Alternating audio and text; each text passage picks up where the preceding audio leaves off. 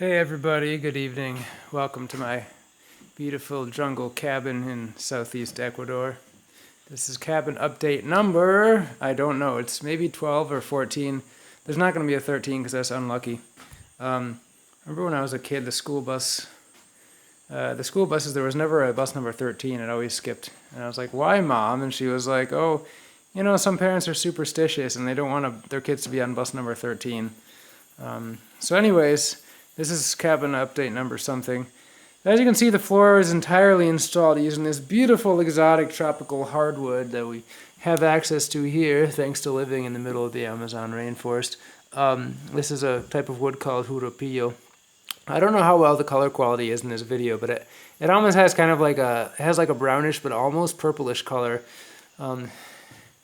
Anyways, it's really great. So what we've been doing recently is filling the gaps in between the planks with wood fill and sanding it. So you can see there are some gaps. You can see here where actually the wood fill kind of opened a little bit because we didn't really mix it quite properly. And here's some wood fill that was kind of mashed onto the floor here. And then later on we take the angle grinder across it with a sanding disc and sand over it and make it all nice and smooth. So now most of the floor is done and it's really nice and smooth, although it's not shiny because we haven't put anything on it yet. I could use polyurethane, which is really nice. I think for now I'm just going to put a mix of linseed oil. In this climate, the humidity and the wood and everything, it's a good idea to dilute the linseed oil heavily, like 4:1 with solvent, and then like 4 parts solvent, 1 part linseed oil, and then also heat up the linseed oil first and wipe off any excess after you're done. So if you're in the humid tropics, that's what you want to do with linseed oil to avoid getting mildew and problems. Yeah. And the walls here as well, some of this has begun to split, some of this wood fill we put in here.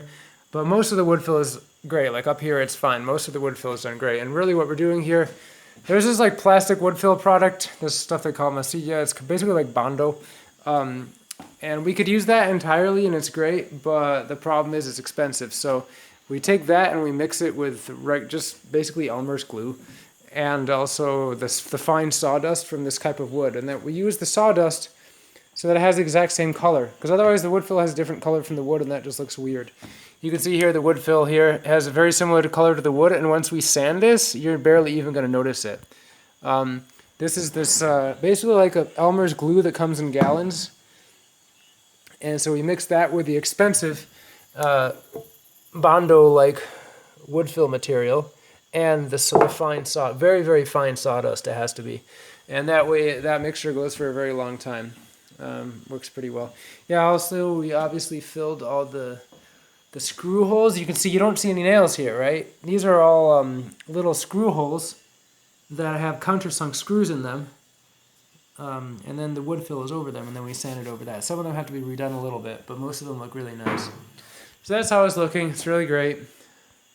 And over here, this is the walls that just had the wood fill applied today over some spots that have been opening and cracking a bit recently. And then we're going to sand them again tomorrow. This wall gets direct sunlight in the morning, so the wood has been kind of opening a bit more than it should have. Anyways, once we finish with all this, the sanding will be done, so then I can finally start keeping my personal stuff in here, screen off the windows, and then, yeah, we'll be done for a while. I don't want to do too much more work. I keep having to refocus this camera here. The raspberries are kind of at the end of their season, but we are going to try pruning it again tomorrow to see if they push out another crop. I want to see how long I can keep them going for. It's going to be nice. Just did some weed whacking today. The door, I don't know if the door was in the last video. The door is looking pretty cool. I think it was actually.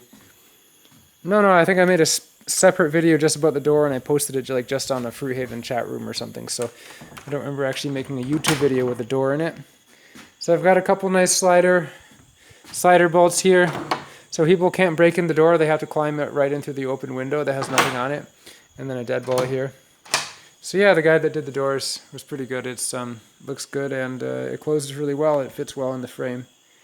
The only issue is that the sun was hitting here in the afternoon and it split the boards open a little. I mean, these were obviously two different pieces of wood glued and tacked together, but they shouldn't be separating like this. So this happened because the sun dried them and warped them just a little bit. It was hitting it too hard. So in the tropics right near the equator, the sun is very strong, and if you have like nice things like this. Now we are going to fix this. We're going to squeeze them back together, put some screws and some wood fill, and it's going to look great again. So it's not really an issue. It's just something, we make the door, see it closes great. It splits a little bit, we fix it, and then it'll be good forever after that. And I'm just going to make sure we have some shade cloth or curtain on the windows so the sun's not directly shining in all day and damaging the beautiful wood of the house. The only thing we're going to do on the outside here is any of the big cracks we're going to fill with wood fill, but we're not going to go crazy like like you can see over there. But we're not going to go crazy like on the inside because it doesn't have to be amazing fine finished carpentry on the outside. We're just going to do that. Maybe pass over a coat of wood stain and a little bit of linseed oil, and then see what happens. It'll be good for a while. The rest of the outside of the house is pretty much the same as it was. We've got this plastic here to stop the sun from beating in during the day, which later on will be replaced with shade cloth and a curtain. And yeah, we haven't done anything over here too. It's just the same as last time.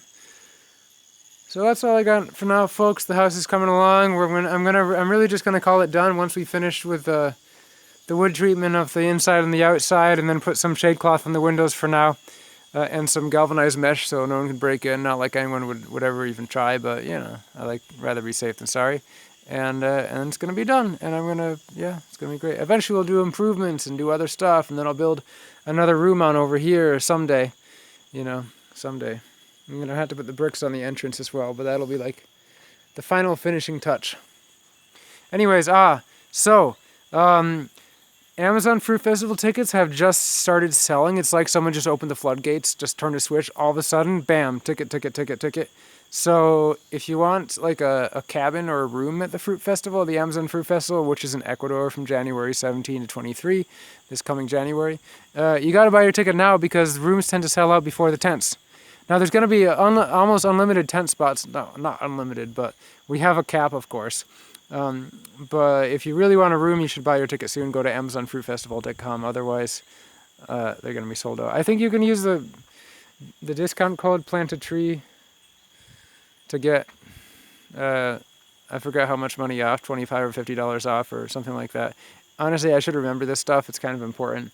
But anyways, you can also check out Fruit Adventure Boris' YouTube channel. I'm sure he's making plenty of videos talking about Amazon Fruit Festival discount codes.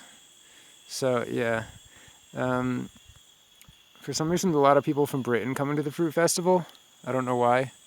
Maybe that's like a thing this year. We're gonna have a British Fruit Festival in Ecuador.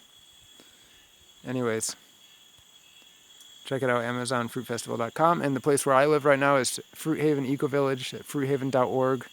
In about a week, I think we're releasing a documentary about Fruit Haven that somebody made for us. So I'll be looking forward to that.